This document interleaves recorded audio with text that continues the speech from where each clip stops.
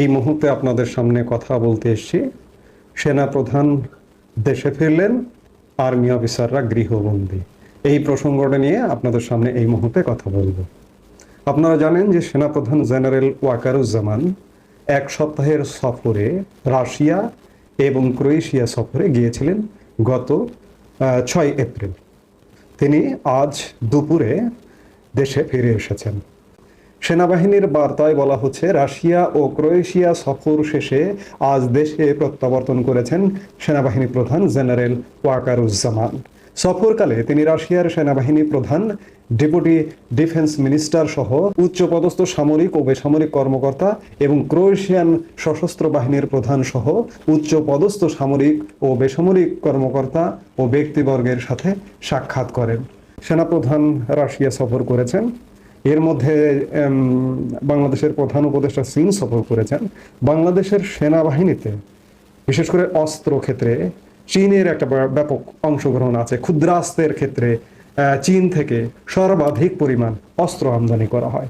আমি এর আগে একাধিক ভিডিওতে বলেছি যে চীন যে আমাদের সবচেয়ে বড় বাণিজ্যিক অংশীদার, এর প্রধানতম কারণ বাংলাদেশের সমরাস্ত্র আমদানি এবং বাংলাদেশের শিল্প প্রতিষ্ঠানের মূলধনী যন্ত্রপাতি আমদানির কারণে চীন আমাদের প্রধান বাণিজ্য অংশীদার, আমদানি গন্তব্য হয়ে উঠেছে। তো সেনাপ্রধান রাশিয়া সফরে গেলেন। রাশিয়া থেকে অস্ত্র আমদানিরও আলাপ সালাপ হয়েছে, যেমনটি জানা যাচ্ছে। রাশিয়া আমাদের কিন্তু বলতে গেলে যে বাংলাদেশের জন্ম থেকে, বাংলাদেশের স্বাধীনতা মুক্তিযুদ্ধের সময়কাল থেকে রাশিয়া আমাদের বন্ধু প্রতিম রাষ্ট্র। চীন কিন্তু আমাদের বিপক্ষে ছিলেন মুক্তিযুদ্ধের সময়, সেই জায়গায় রাশিয়া পক্ষে ছিলেন এবং রাশিয়া ভারত একজোট হয়ে বাংলাদেশের পক্ষে ছিলেন। সেই দেশটি সফর করলেন সেনাপ্রধান জেনারেল ওয়াকারুজ্জামান।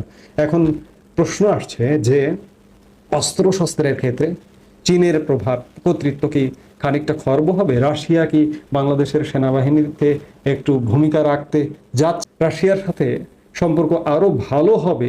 নিশ্চয়ই এই যে 7 দিনব্যাপী সেনাপ্রধান 7 দিনের সফরে বেশিরভাগ সময় রাশিয়া সফর করলেন, সেক্ষেত্রে সম্পর্কটা আরো নিবিড় হবে, এমনটাই আশা করা যাচ্ছে।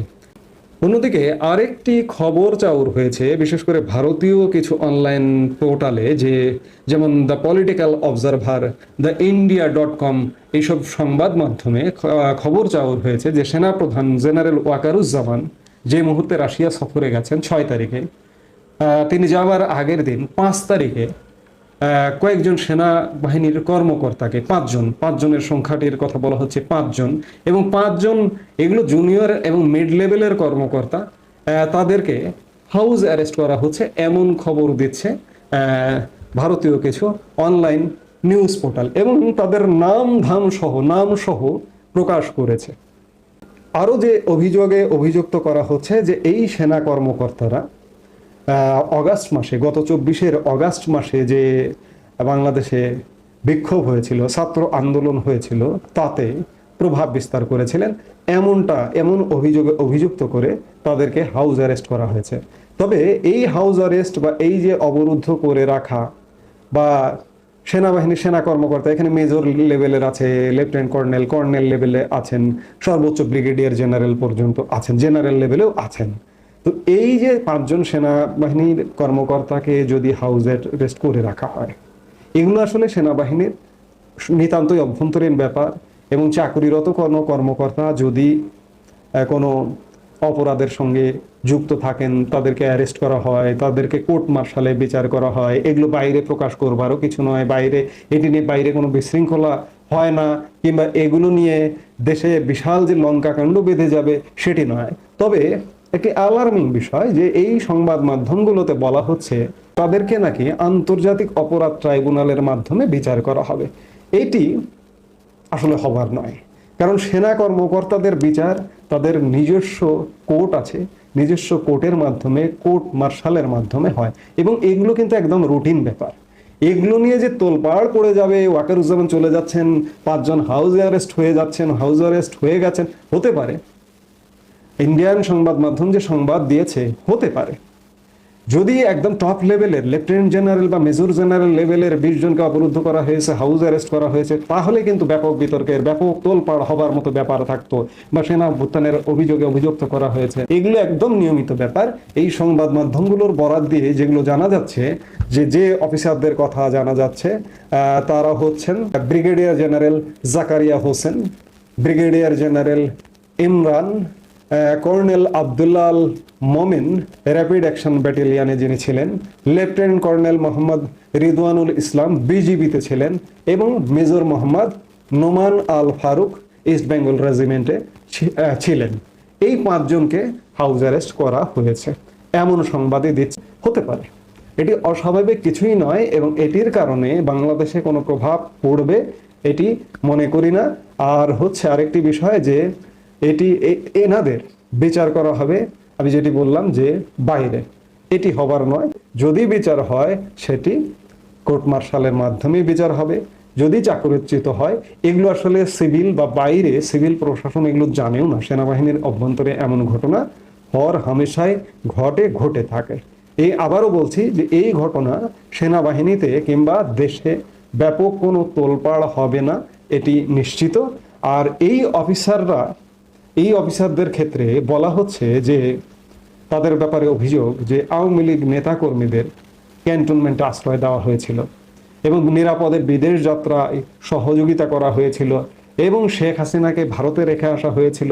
একটা জিনিস মনে রাখবেন যে শেখ হাসিনাকে ভারতের নিরাপদে আশ্রয় রাখা, আওয়ামী লীগ নেতাদের ক্যান্টনমেন্টে আশ্রয় দেওয়া 6 শতাধিক, এটি সেনাপ্রধান স্বয়ং জানতেন।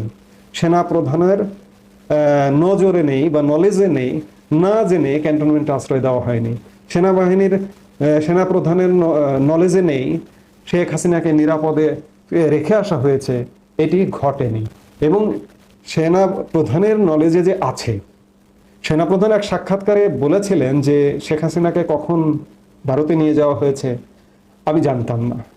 এটি যে সঠিক নয় সেটি ভারতীয় সেনাপ্রধান উপেন্দ্র দ্বিবেদীর একাধিক সাক্ষাৎকারে এসছে, যে 5 অগাস্ট সময়কালে টাইম টু টাইম সেনাপ্রধান জেনারেল ওয়াকারুজ্জামানের সাথে কথা হয়েছে, এবং তার প্রেক্ষিতে, আলোচনার প্রেক্ষিতেই শেখ হাসিনাকে ভারতের নিরাপদে আশ্রয়ে রেখে আসা হয়েছে। কাজে এই অফিসারদের যাদের কথা বলা হচ্ছে, যে নামে অভিযুক্ত করা হয়েছে, তারা নিজে নিজে একটা বিমান অ্যারেঞ্জ করে শেখ হাসিনাকে রেখে এসছেন, আবার আওয়ামী লীগ নেতাদের ক্যান্টনমেন্টে নিয়ে গিয়ে আশ্রয় দিয়েছেন, নিরাপদে বিদেশ যেতে সহযোগিতা করেছেন। এগুলো বানোয়াট কথাবার্তা। সেনাপ্রধান সবকিছুই ওয়াকিবহাল ছিলেন, তিনি জেনে শুনেই এই ঘটনা ঘটেছে, এবং তার পরবর্তীতে যা কিছুই ঘটছে সেনাপ্রধান জানেন না, তার অগোচরে ঘটছে, এটি বিশ্বাসযোগ্য নয়। কাজেই সেনাপ্রধান দেশে ফিরে এসছেন, এবং কিছু আর্মি অফিসার হাউস অ্যারেস্ট আছেন।